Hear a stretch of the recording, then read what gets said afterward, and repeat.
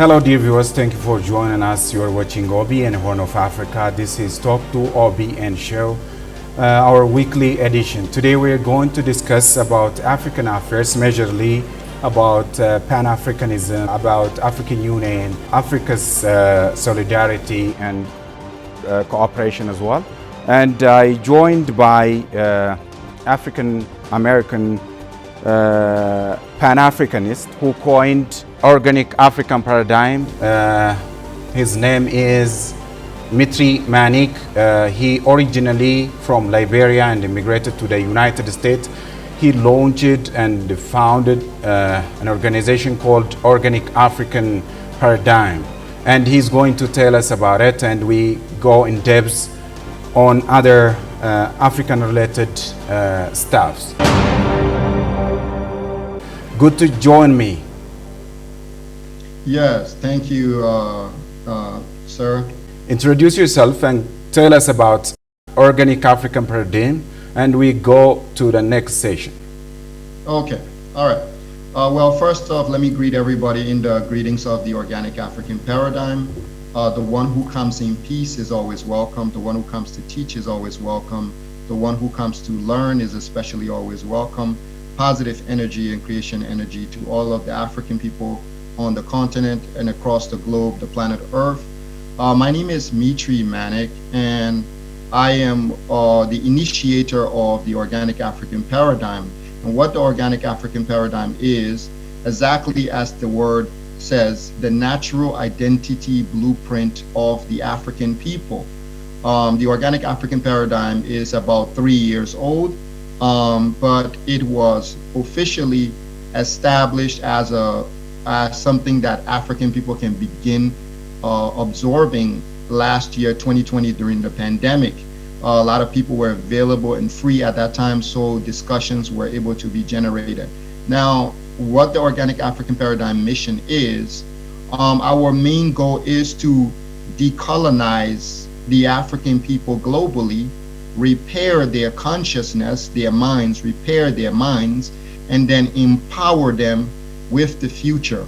So we show them the past and we establish the present for them, and then we lead them towards a future.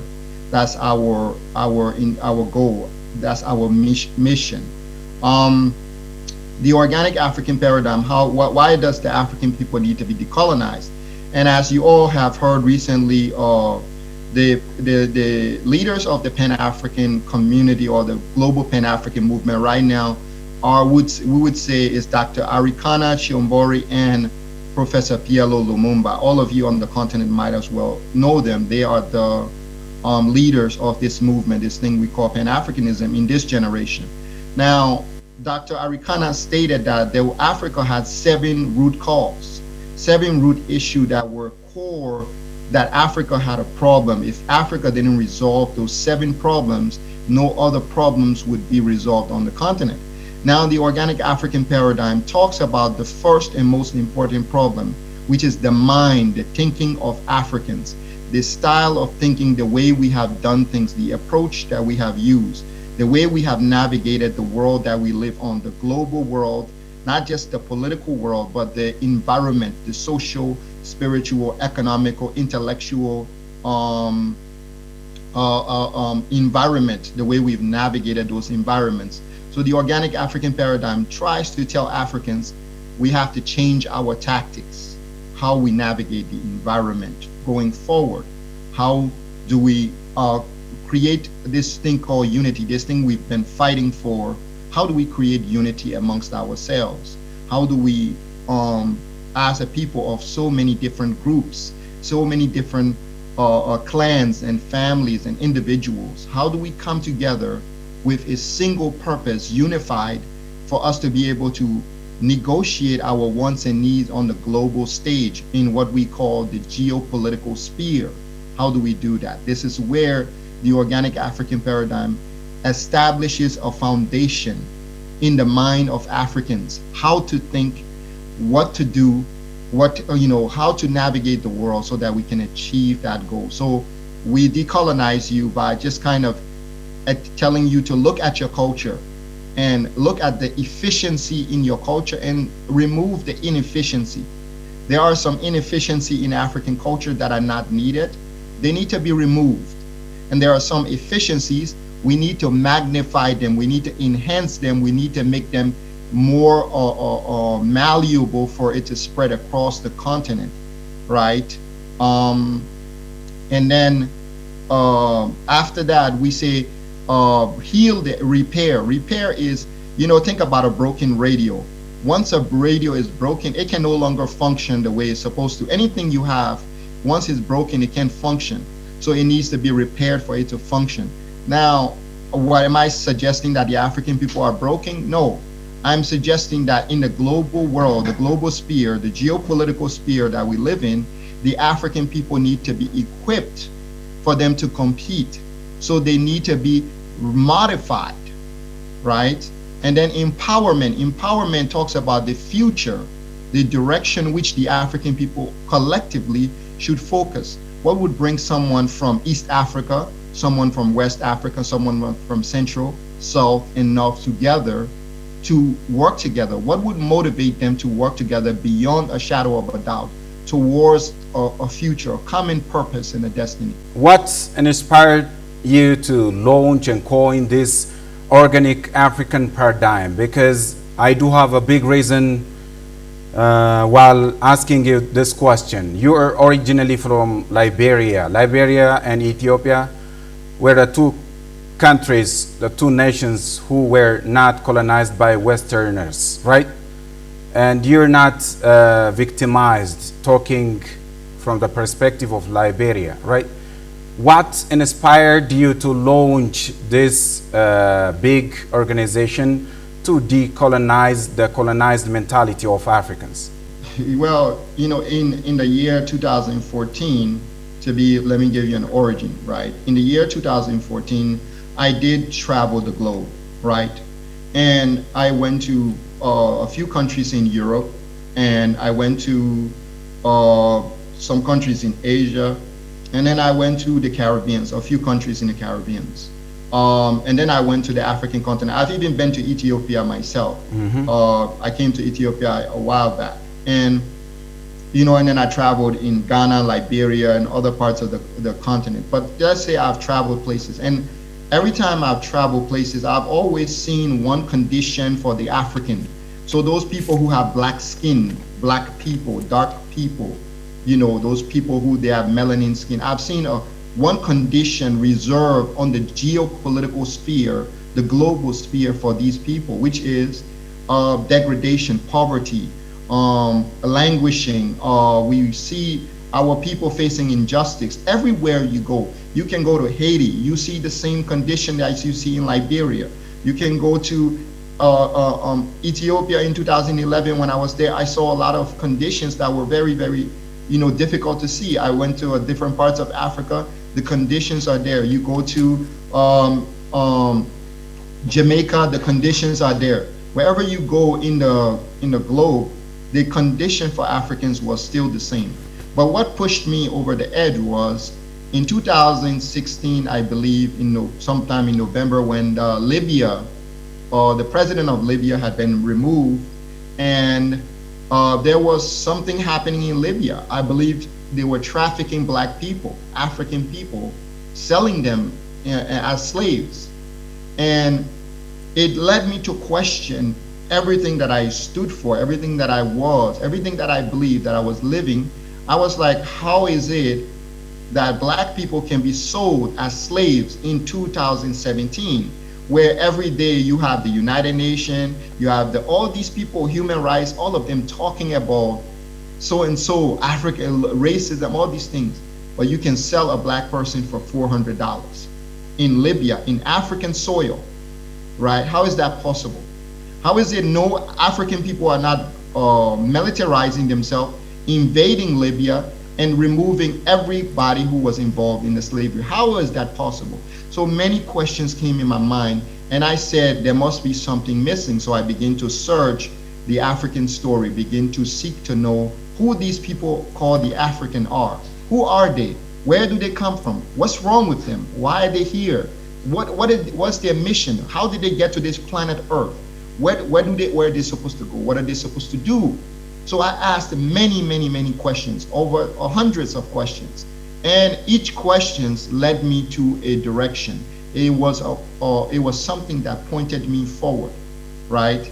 So this is what created the organic African paradigm. And yes, I do come from Liberia, but Liberia is a colonized country. Many people might think that Liberia isn't colonized, but I will tell you, Liberia is colonized psychologically, not so. Liberia is a country that was settled by freed African American slaves from America.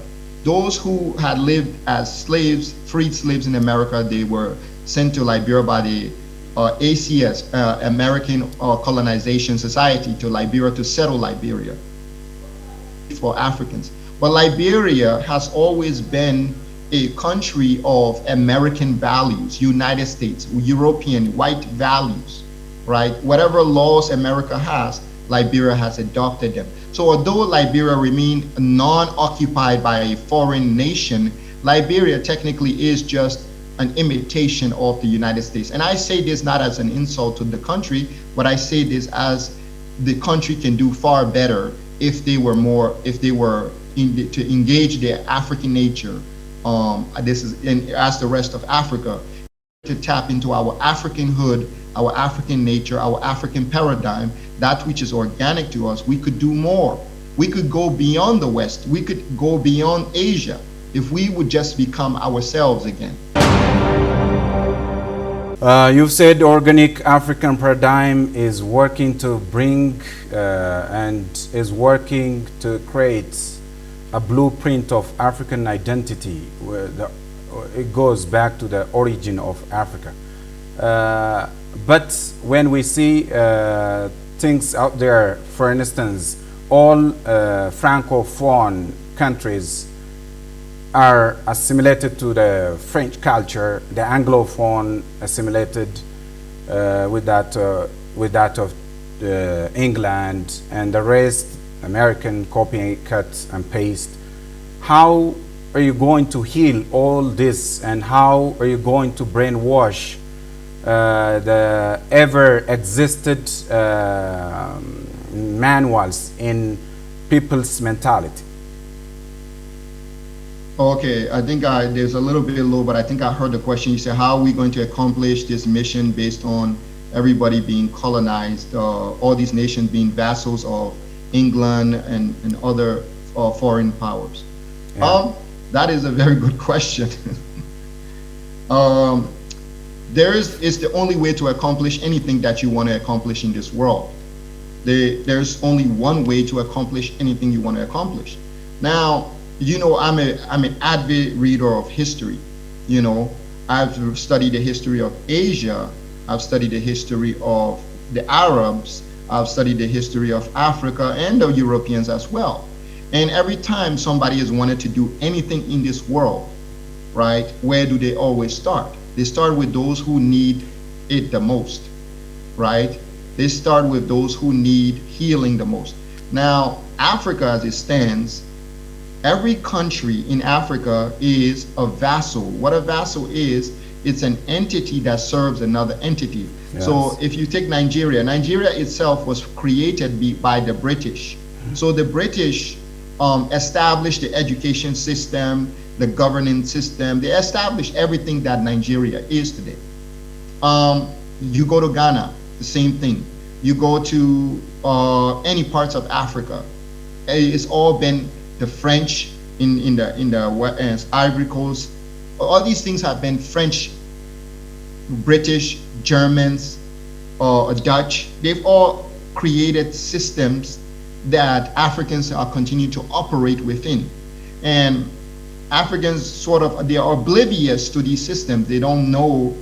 I mean, I don't know if they're conscious that the system was created by the Britishers and it's meant to benefit the Britishers and the French.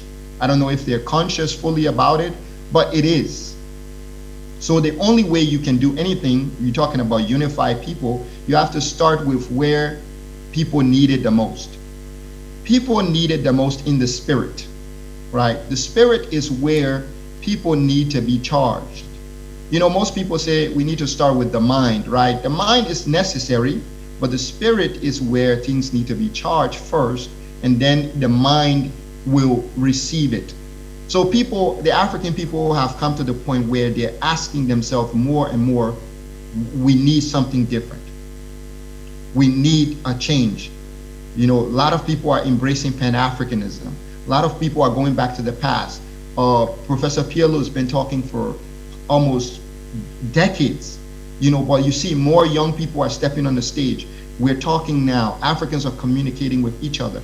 But what they just need now is something like to point them in a direction.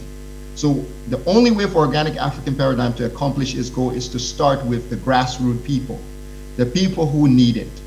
You know, if you look at Japan, right?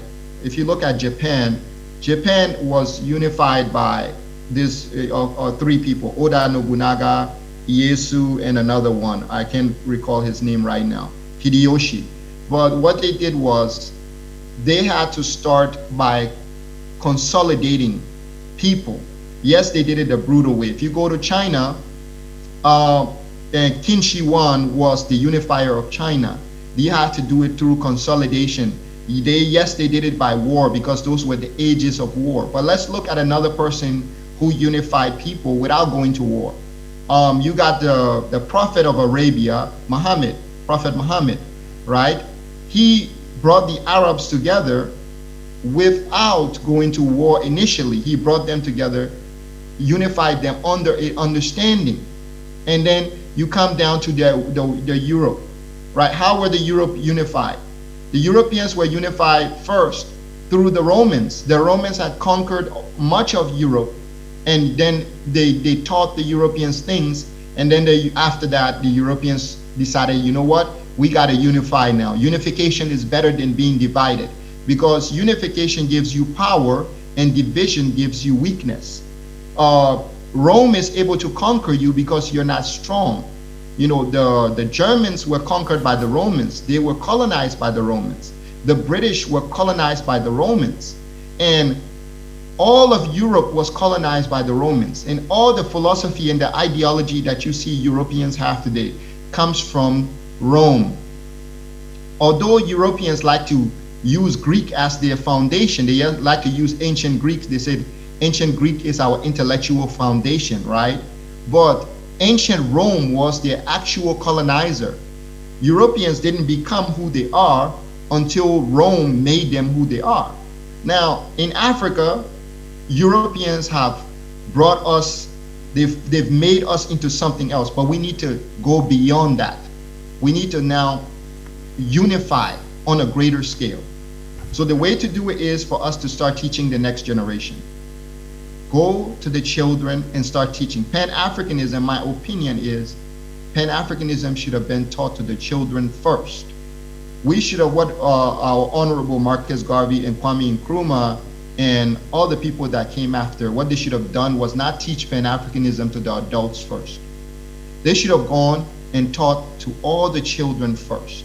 They should have gone to every school in Africa and made sure that Pan-Africanism was being taught there first before they tried to build an African Union. But what they did was they tried to unify a bunch of grown adults who just came out of colonialism, who were very individualistic, very self-serving. They tried to unify those type of people, which is where you fail. You have to start with the children. Teach the children first. Begin by building the children that you know will fulfill the mission. This is how Organic African Paradigm is going to unify Africa, by building the children that are going to unify Africa for sure. Okay, can you tell me your point of departure from that of Pan-Africanism, comparing and contrasting Organic African Paradigm with that of Pan-Africanism? Well, the Pan-Africanism is, if we look at the definition of Pan-Africanism, right? Let's look at the definition of Pan-Africanism. It says Pan-Africanism is the idea that Africans have a common interest and they should be unified. All Africans globally can have access to the African continent. Those who want to live on the African continent can live there. Those who want to be in their lands, they can live there. But Pan-Africanism is a political, economical, and social change movement, right? Now, Pan-Africanism has a long history. All the way back to the 1820s, back to Africa movements, then the abolitionist movement, then the Niagara movement from W.E.B. Du Bois movement, then the Pan-African Congress, which was the meeting where Nkrumah and all these other people, W.E.B. Du Bois, they started kind of antagonizing the colonial nations. Well, they started by writing letters and telling the Europeans to do the right thing. They told them not to support racism and so, right? Then after that, you have the Universal Negro Improvement Association come by Marcus Garvey, and then followed by the Organization of African Unity, and then we have the African Union finally in 2002. So Pan-African has evolved. It has evolved throughout the ages. It has gone from back to Africa, abolitionist, Niagara, Pan-African Congress, Universal Negro Association, and OAU to AU. So my brother, what I can ask you now is, if you look at all these different movements, it's been over almost 200 years. And we keep talking about social, economical, political change. We keep talking about political change, social change, economical change. But let me tell you the truth. Africans are not a people who are politically inclined. It's not an insult or anything. We're not politically inclined, or we are not, economics doesn't take a priority in Africa. Economics doesn't take priority. What takes priority in Africa is the spiritual culture of Africa. The second thing that takes priority in Africa is the social culture. The third thing that takes priority in Africa is the intellectual culture. The fourth thing that takes priority in Africa is the political culture, and then the economic culture. So Africa was colonized in 5 dimensions, 5 areas: spiritual, social, intellectual. They were colonized intellectual, they were colonized politically, and then they were colonized economically, finally. So Africa was colonized in all these areas. So we need to have a movement that focuses on all these areas. You can't just have a movement that's based on social, economical, and political change, because it defeats the purpose. Who are the African people spiritually? They don't know. So how can they cooperate? How can they work together? How can they identify their skin color, another African as their brother across the globe? How can they do that? How can I see you, an African, as my brother, if we are not spiritually connected somehow? There's not some inclination towards that. So Pan-Africanism should have involved the 5 dimensions which Africa was colonized, but it's centered around economic, political, and social. Each Africans we should come together because we have a common interest. No, that's not why we should come together. We should come together because we have more than a common interest. We have a common purpose on earth and a common destination on earth. If Africa is going to be exterminated, all Africans will be exterminated. They're not going to kill one African and leave another. If Africans are going to go hungry, all of Africa will go hungry. They're not going to keep one African full and another African. No, we all are in the same boat. Spiritually, socially, we are in the same boat. Intellectually, we are in the same boat. And politically, we're in the same boat, and economically, we're in the same boat. So this is where you see organic African paradigm diverges from Pan-Africanism slightly. I'm not saying that Pan-African is our movement. I was a Pan-African for 17 years. But where we diverge is because I recognize that Africa, we need to be unified in 5 dimensions: spiritual dimensions, social dimensions, intellectual dimensions, political dimensions, and economic dimensions. So I'm going to stop right here. Africa is not a tease spiritually, economically, politically, socially, educationally, and you name it, right? And this is always reiterated by Professor Pilo Lumumba, a well-known Pan-Africanist and eloquent public speaker of Africa. Africa is not at ease with all these things. The Westerners rather manipulate Africa by interfering on African matters. Why Africa failed to have a common virtue that appeals to all nations across the continent? What's your reflection on this? I think the reason Africa fails to recognize the Western manipulation is because the Western have entangled themselves with the African people so deep, is near intrinsic. The Westerners are always, every space that African people occupied on the continent, there's always a Westerner present. There's always Western emissaries, Western journalists, Western people, everywhere. So their mission is to score discord amongst Africans. Their mission is to interfere, right? And why they're interfering, they're giving you gifts, they're creating UNICEF, they're creating organizations that make you think that they're helping you. You know, they're creating the UN, they're doing all these things. So they're not just interfering with Africa, they are also doing things that is going to make Africans depend on them.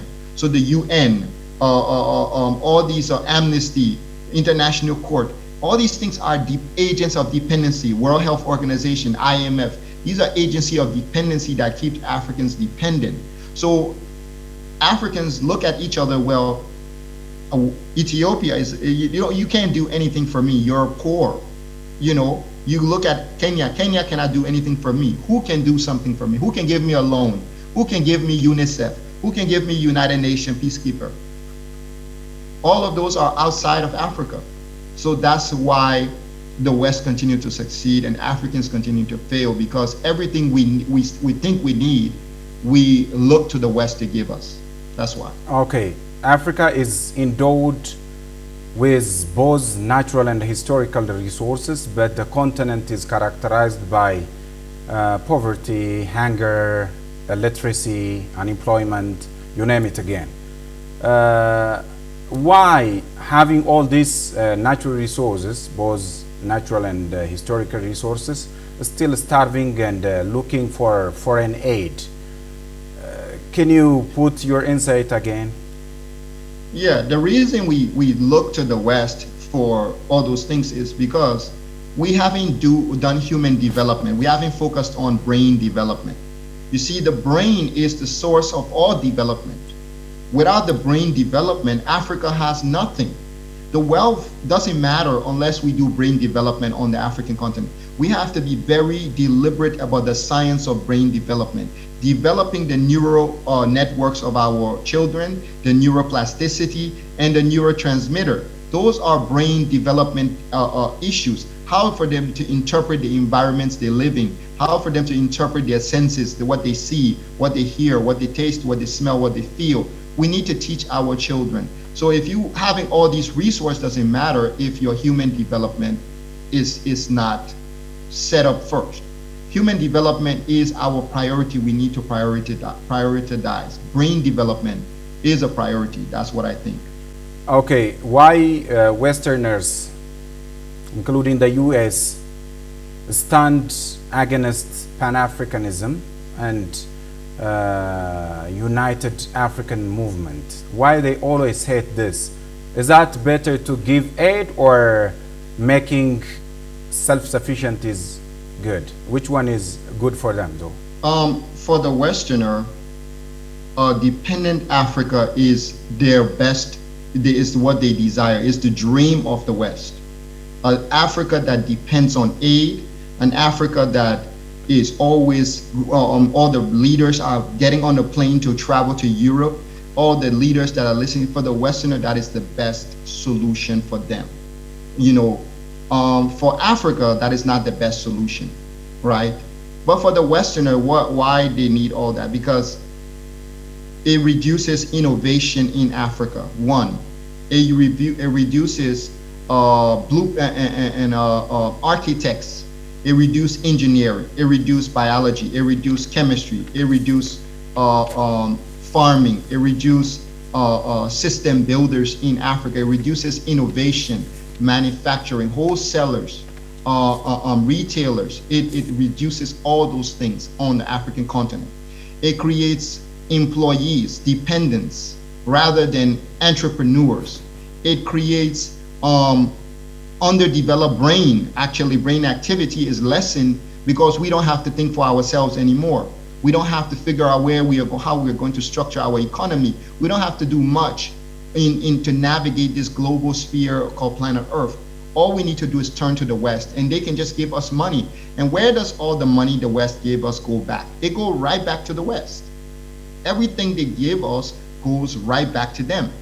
And guess what they do?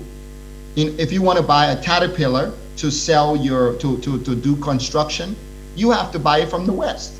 So if a government wants to do infrastructure, right, who do they buy the equipment from? The West. So the West just give you a loan for $2 billion. Now you want to go and buy things from you want to build infrastructure project, but you need Caterpillar, you need a steel, or you need rods or things to build your infrastructure.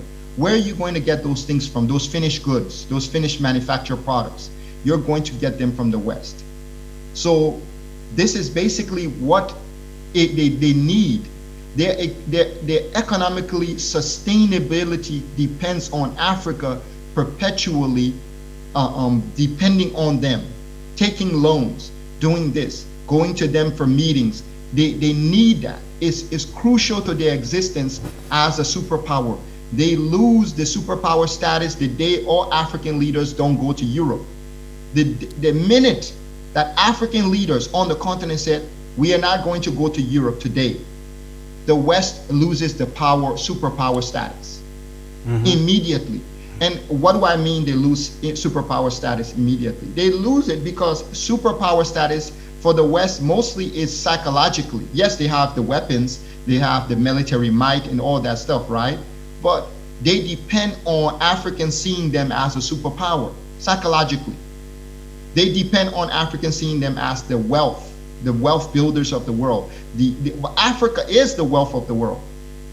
Africa is the generator of all things. Yet Africans are not aware of this because of lack of brain development. So the answer to that question is, for the West is better for Africa to remain the way it is, and for Africa it's at a disadvantage. My suggestion to the African continent is brain development, and then you don't have to go to those meetings. Psychologically, you don't have to attend any geopolitical conference that the West tell you to do. You don't have to. All of you can just not acknowledge them as your superpower. You can just not do it. African Union is one of the organs that the continent has, right? And some claim that African Union is a toothless dog or a lap dog. Others claim that African Union is a watchdog. And which one do you favor, or where is your stand? Because it has never worked to maintain Africa's interest, while the UN is striving to maintain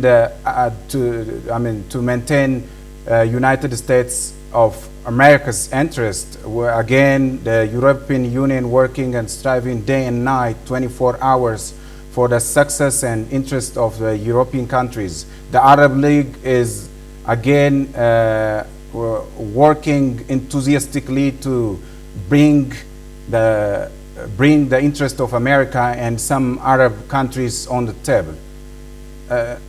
You got me, right? Yeah. What is your assertion on this? I mean, when it comes to the African Union, you know, OAU formally, Yeah, and then exactly. revised in 1999 and then 2002 established. The African Union I think it's not living up to its potential, but that's not when we look at the union, we think of the union as the union is just a building. Is all the employees in the union are not living up to their potential, truly. I mean, there's just a building. This thing called African Union is just a building in Addis, and people can just get up every morning out of their bed and go to those buildings. But where do those people get their education from? All of those people get their education from a Western background. Where do they get? They all got doctors, masters, some colonial education, some PhDs for them to get where they get to. So the African Union, psychologically, it never served Africa's purpose to begin with, psychologically, right? On a policy note, they have a lot of words like peace and security, sustaining peace and security. But Africa, we have more conflict explosion on the continent now than ever. Even just this past year, Nigeria, Chad, the Sahel region of Africa, there's a lot of things boiling up. Recently in Somalia, there was another incident. In Mozambique, there is incidents on there, and this is what I'm trying to tell you. Like, the African Union, it prides itself on being the voice of Africa, the representative of Africa, and then recently gave Israel the status of overseer. Now, what I have to say, here's what my thoughts are on the African Union. Gaddafi invested a lot of money into the African Union. But according to the African Union, here's what they said. When the Western governments and France decided that they were going to take Gaddafi out of Africa and kill him and destroy the Libyan country, the African Union said they did it without our permission. This is what the African Union said. They said they didn't involve us in it. They just went and did it without our permission. So technically, if a foreigner can come and invade our continent without your permission and do things and kill one of the presidents, you don't represent Africa. If you don't have the ability to organize the African people in resistance against an invasion from a foreign power, if you don't have that level of audacity, that level of courage embedded in your policy, in your governance, in your doctrine or your philosophy, then technically you can't unify Africa. You're not a source of union for Africans, because we live on a planet that demands that we provide for ourselves, we protect ourselves, we defend ourselves. Another person cannot protect and defend you, cannot negotiate for you, cannot do the things for you. If you say you're the negotiator of Africa, you are the representative, you create peace and stability, then you allow foreign powers to come and murder someone and destroy the country and create a slavery of the black race. Then what are you? You failed at every level of the job. You failed at it. And I hope the African Union seeing this, they're not going to feel insulted. I don't want you to feel insulted. I want you to understand that you can do better. You can do better. The word union, African Union, meaning that all of Africa looks up to you. And you have to protect Africa from every outside threat. Everything that is going to cause Africa harm, it's your job to stand up and be bold.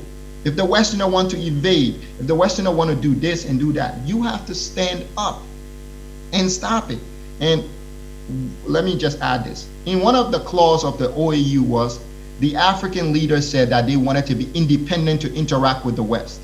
That was one of the clauses in the OAU. African leaders said, we don't want the African Union to negotiate on our behalf with the West.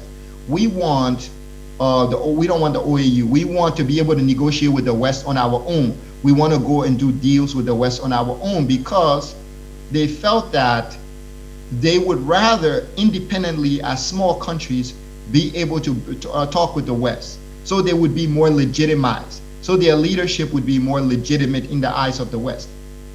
But all these small leaders have ever done, these small countries, is actually delegitimize themselves by not putting all their force and their might behind the African Union.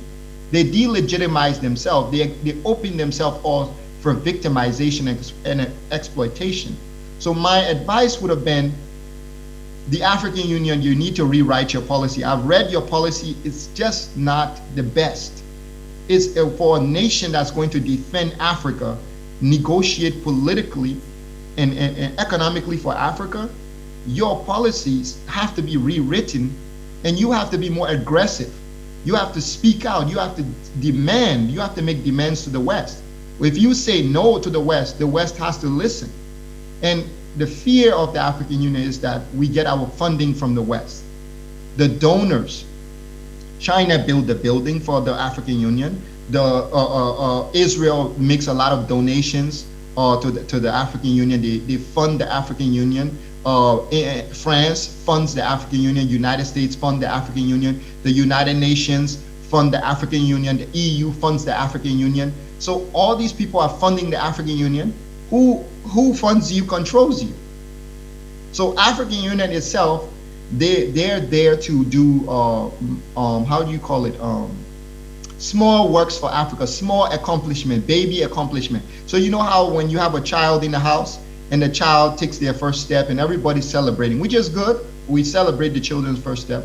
But I want to say the African Union is supposed to be an adult organization of Africa, but they want you to celebrate every small step they take when they should be taking bigger steps.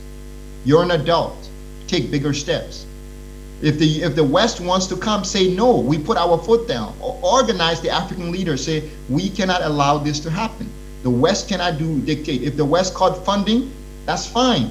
Our continent has resource. Or what we can do is we can allocate some of the resource on the continent to the African Union. It doesn't have to be, we can allocate raw material to the African Union. Make it a governing body so that they can sell the raw material to whoever they choose. We should allocate a certain percentage of our raw material to the African Union so the African Union can be a self-sustaining governing body. I know Kagame came up with a 2% import on 2% on import, but allocation of natural resource to the African Union and giving a huge land mass to the African Union in every country is necessary so that the African Union functions as a governing body of Africa. But the way the African Union is, it is a toothless bulldog. It does work for the European interests, and it will not take Africa to where Africa needs to be. And silencing the gun didn't work. Empowering women didn't work. Making Africa agricultural sustainability, eliminating hunger and poverty of the continent didn't work. Eliminating sickness from the continent, none of those things have worked. So next year they're supposed to do 2023 is for the passport. After passport you have no borders, economic trade. Let's see how that works. Who that's going to benefit? What I'm trying to tell the African people, if you want the African Union to succeed, and I do want the African Union to succeed, we have to do it on a bigger scale. That's my answer. You've said when Westerners try to manipulate Africans by giving aid, Africans should say no. But aid is existential for some countries. You can't say no, because if you just say no, and next day you don't have something in your bank or in your pocket to pay. You understand what I'm saying? So that's why many countries are suffering with saying no and yes. Okay, it's not about saying no to aid. You see, the thing about Africa, right? This is what we need to understand. On this planet Earth, right? This planet Earth, let's be realistic. Let me give you a little bit of teachings from the Organic African Bird. There are three understandings that once you understand these three things in the whole, you understand everything in the entire universe. Once you can differentiate between these three things, you understand everything in the universe. If you can't differentiate between these three things, you can understand life, you can understand nature, you can understand the universe. And those three things are reality, tools, and illusions. What are reality, tools, and illusion? And many Africans don't know the difference between reality, tools, and illusions, right? We think we know, but we don't fully know. Reality is everything that is that has human beings didn't create, everything that human beings didn't create. The tools are the things that human beings manufacture to facilitate their lives. And the illusions are concepts in the imagination of human beings, right? So this thing you call aid is a concept in the imagination of human beings, right? Money is a concept of, it's a bunch of numbers that people transfer from your account to another account. But the only number of money in the country is a small amount of paper money. If you write too many paper money, they call it inflation. If you put too many paper money in the economy, it's called inflation, right? It reduced scarcity or something like that. Or so money itself is not a valuable thing. The West gives Africa money, and in exchange for our money, what do they take from us? They take from us the most valuable substance on planet Earth, gold. They take gold from us. Every day, Africa, we ship tons of gold off the continent to the West. They say Africa's excuse is we don't have a gold refinery. You don't sell gold. This is the problem that Africa don't understand. Gold is not a tradable currency. You don't trade gold. Gold is what gives you weight. It's what gives you volume. It's what gives you. Why do you think the French came to Africa to loot the gold? Why do you think England came to Africa and they looted the gold? Why do you think they go to the West, the countries, and the first thing they go for is the gold? Why do you think they do that? They don't go for the paper money. Have you seen them evade a country and go take the paper money? No. Money is not the issue of a country. The issue of a country is they need to have gold. In Africa right now, we give our gold to the West because our excuse is we don't have refinery.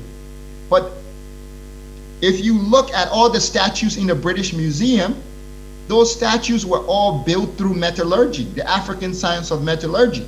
So why do you need a gold refinery when you can just refine, you can just revive your art of metallurgy and rebuild your and refine your gold in that thing? Why do you need a gold refinery when you can revive your lost art of metallurgy and put your gold together and keep your gold on the continent? Your gold, in case you don't have money, you can always trade gold on the continent. In case you don't have money, you can always trade animals, livestock on the continent. The problem is the Europeans created an institution called the monetary institution. And Africans, we participate in the monetary institution, but we don't control it. The Westerner people control it. They can manufacture money anytime they want. They can produce aid to us every day of their lives. But in exchange for that aid, what are they taking from us? They take gold, they take fresh water, they take our trees, they take our gases, manganese or cobalt. That's what they're taking in exchange for aid. Mm-hmm. So they're giving us a lower currency in exchange for our greater currency. So you looking at it from a perspective of two reality, tools, and illusions. Reality says that gold is superior, and tool says that gold is superior. Then the illusions come to the African, says that money is superior. You need money. I mean, how did the African continent sustain itself for 4 million years without money? How did they sustain themselves? Recently, Chad had a loan with Angola. I think it was Chad or some country had a loan with Angola. They took cattle and they went and they paid off their loan. That's how we used to pay off our loan. Majority of the transaction we do, the most powerful transaction on the African continent, we do it through trading. Majority of it.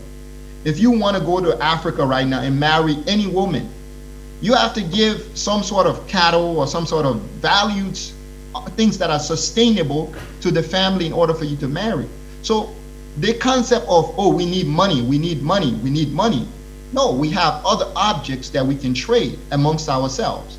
The key to economics is to be able to trade amongst yourself.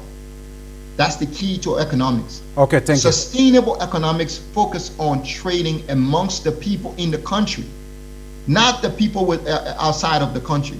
Trading with the people outside of the country is not sustainable economics. It's good economics, but it's not sustainable, because the people who can revolt, take up arms and overthrow the government, live inside the country.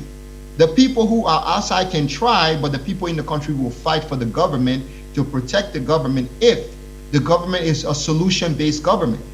If this government is not a solution-based government, the people will not fight. So my answer to you is, Africa doesn't need aid, because Africa can create an economic system that sustains its population. They already have it, but the Africans, the illusionary concept of money, monetary concept, we are trapped. We don't know the difference between reality. We don't know what a tool is and what an illusion is. The West can just write a number and send that number, and then they say, we'll give you $4 billion aid. And then all of a sudden, we want $2 trillion in gold, we want manganese, we want cobalt in exchange for the aid. Mitree Manik, founder of Organic African Paradigm. Thank you for your valuable time and very helpful insight of African-related stuff. Thank you very much. Have a wonderful time. Yes, thank you for having me on your show, and take care. A pleasure.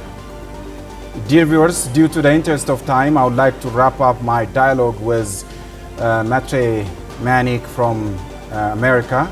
Thank you for watching. Bye-bye. Have a good one.